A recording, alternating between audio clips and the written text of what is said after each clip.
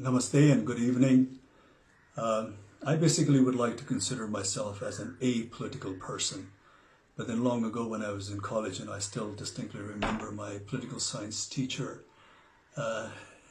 saying that, if you live in a state, one can be away from politics, but politics, however, will not remain far away from you. And over the years, my experience have taught me exactly the same. But the present issue that has engulfed Nepal, I somehow say that it is even beyond politics. The border dispute between Nepal and India. On an optimistic note, I would prefer to call it as a misunderstanding on our neighbor's part. It's not even dispute. It's beyond politics because it has affected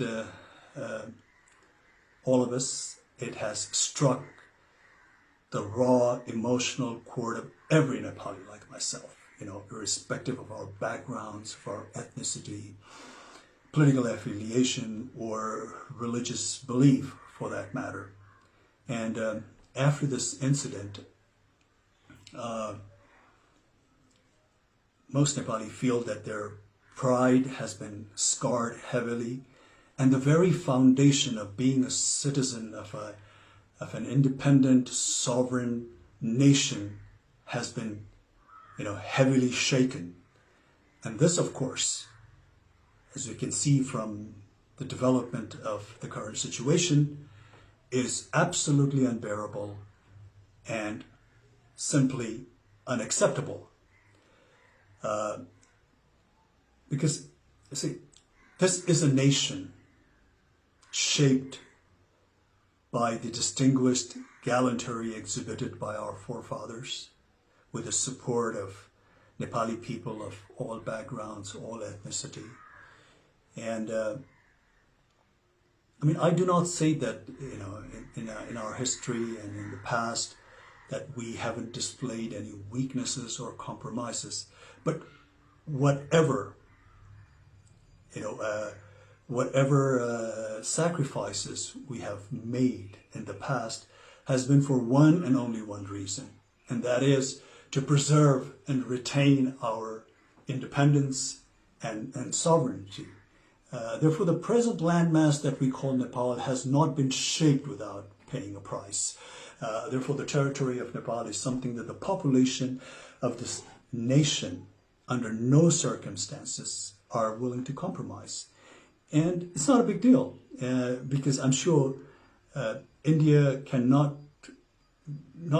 India not only understands this very clearly, but also highly identifies with this emotion, because India itself has gone through an arduous struggle against the heavy-handedness of its colonial powers. But we do not want to dwell on unnecessary braggadocio. Like we said, we in the past, in history, we've had our weaknesses. We had, our share of shortcomings. There was a phase of ignorance. There was a phase of, absent of political will amongst the political parties of the day, or the display of apathy by our political leaders of that time for some reasons. And, the more than sporadic political and social turmoil over the years that took place in this nation, of course, has not been of any help. And also not to forget, the friendly cooperation that we have extended to our neighbors, taken undue advantage of. But then again, now the time has, of course, evolved, the time has changed, and the population of Nepal, especially the youth, is of course not that of 1816 or 1857 or 1923, or for that matter, not even 1950 or 1962. The way the current scenario that has developed, clearly establishes that the population of this country are not going to accept any form of injustices lying down. Therefore, this time around, it's not even enough to appease the incumbent government alone, because this issue has been so passionately embraced also by the people of Nepal, that unless they think that they have been dealt justly and fairly, I, sadly and regretfully have this intuition that this bone of contention between the two countries is going to persist. And this sort of, a deadlock between two neighboring nations who for such a long time in history have shared common values, common culture, tradition, religious belief to a large extent, is going to affect not only the two nations concerned, but also going to hamper the progress and rob the much needed peace in this region. Therefore,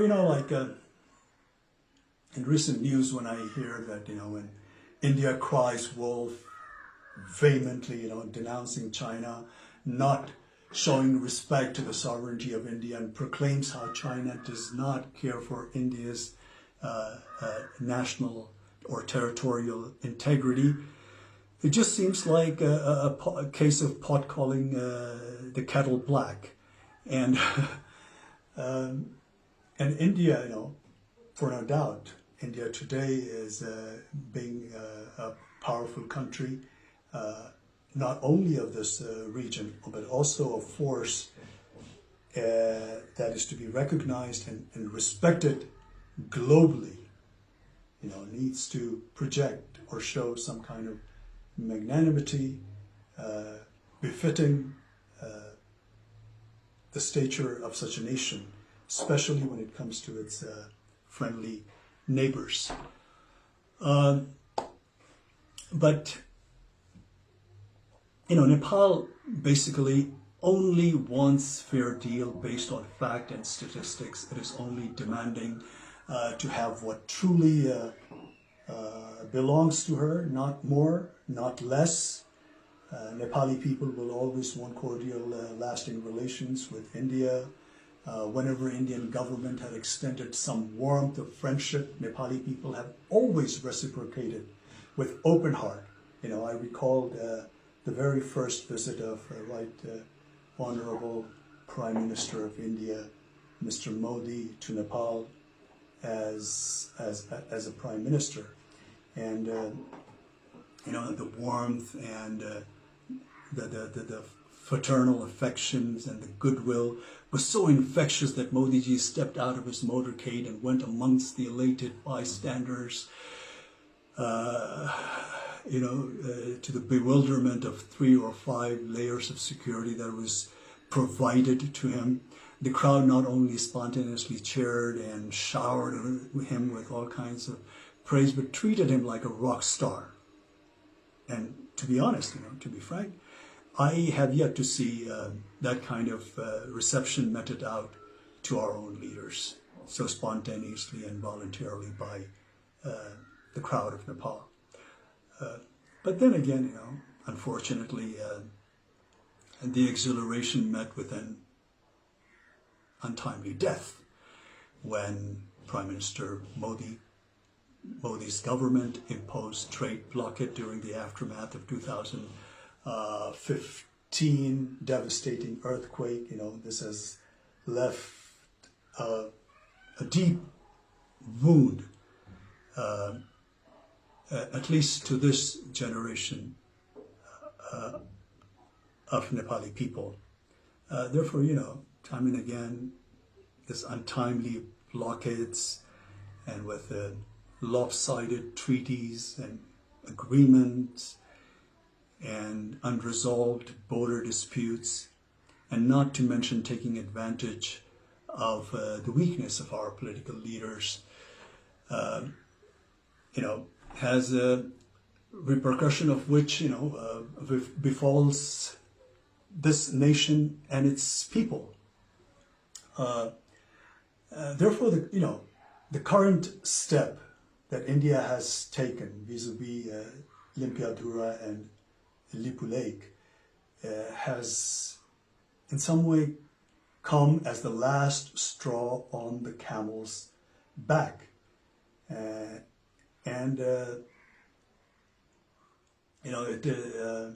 is not at all in the benefit of not only the two concerned nations, but also for the entire SAARC region, to say the least. It definitely not conducive for a nation like India that's marching ahead with global ambition, to have more than its share of neighbors that it has a hostile, relationship with. And the hostility looming in the air need not to persist, because anger and malice is going to take us nowhere. The consequence, of course, is going to be far more damaging for both the countries. And at this time of global crisis, in a pandemic like this, where the whole world is suffering, India, being a powerful country in the region, needs to respond to the need of their less fortunate neighbors. And this kind of action will only raise the level of India in the international arena to the next level. And as one Indian politician, a seasoned Indian politician, rightly foresees, India as a development power, and its rise is being linked to its ability to provide governance solution to the development needs to countries in Asia and Africa.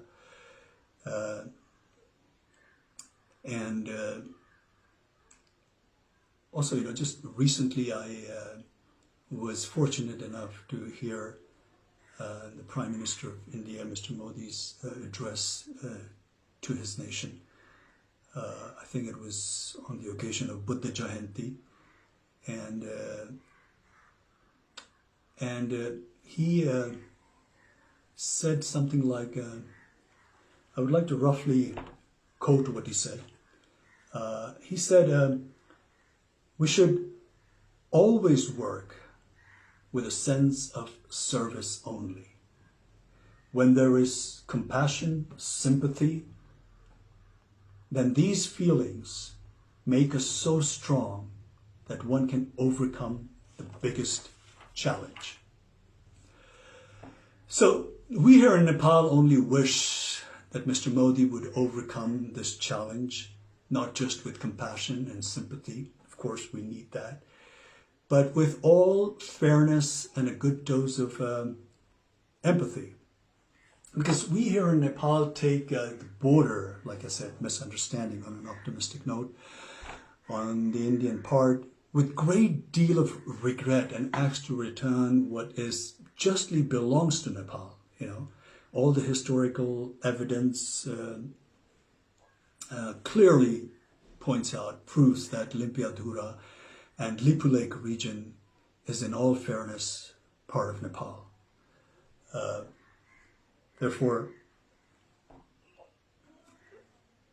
as a country, as a nation, as the people of this country, we are just humbly requesting our friendly neighbor to look into the facts of the history, the statistics, and deal this matter with all fairness and justice, amicably, through cordial diplomatic channels, because this kind of antagonistic atmosphere in this region is not not only not good for both the nations concerned, but for this entire region as well. I am sure, despite few ups and downs and challenging moments here and there, basically India and Nepal share a relationship that is probably unmatched anywhere else in the world. And this challenge that we're facing at the moment right now, India will deal very fairly and justly and come out with a solution that appeases the Nepali population and makes them feel that they have been dealt justly. Thank you.